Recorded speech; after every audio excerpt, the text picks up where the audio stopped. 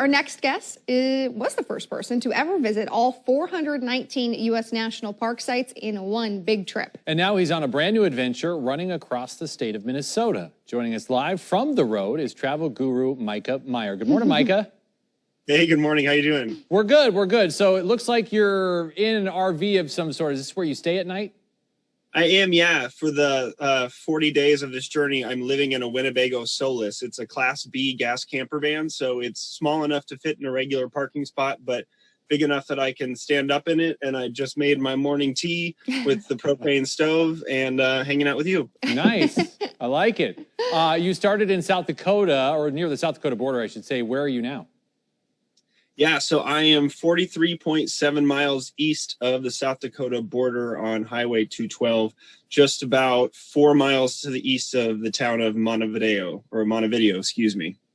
So, okay, let's talk about this. We chatted with you when you kind of teased this trip, this journey of yours. Why do this, and what are you hoping to accomplish, not only for yourself, but also that people are aware of what you're doing?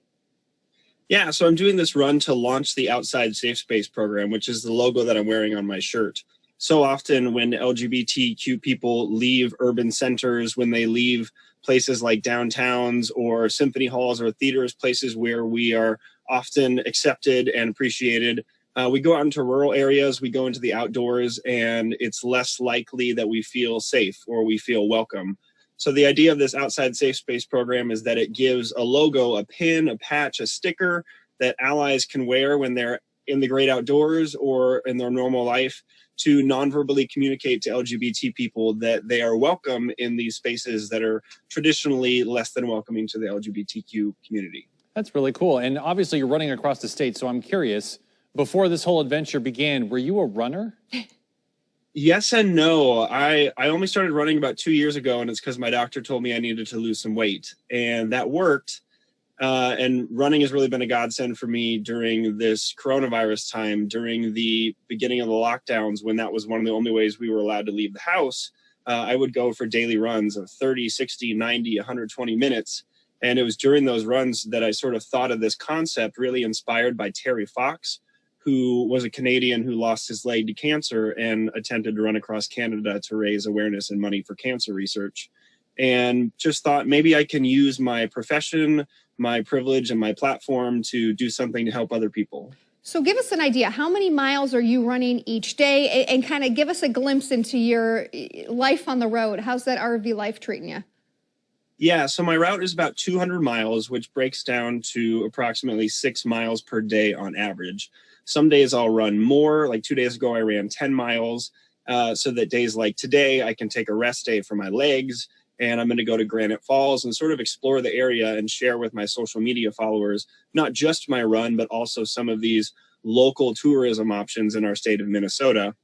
And basically, I wake up every day in this RV. I'm in a campsite right now.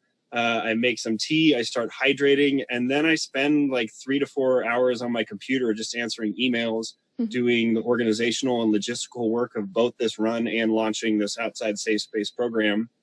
And then sometime in the afternoon when the weather's nice, hopefully it's not raining. We've had a few very cold rainy days the past couple of days. I bet. I set out on the road, and sort of depending on how my legs feel or where I need to reach that night, that's how long I go.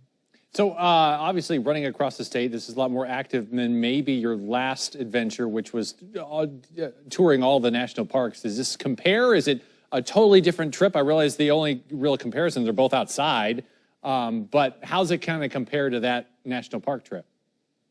Yeah, it's definitely way more physically demanding. When I was on my national parks journey, a lot of our Park Service sites are designed with retirees in mind. So some of the best views you drive up to, and it's really meant to be super accessible.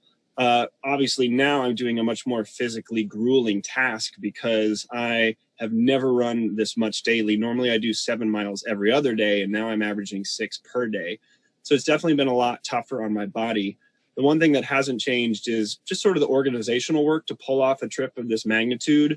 The easiest part of my journey is the running. The hardest part is coordinating my support people and figuring out where I'm going to stay each night and setting up media stuff like this and launching this Outside Safe Space program and crafting social media posts and editing photos. And I'm usually up till like 1 or 2 a.m. after my run, just taking care of all the organizational stuff.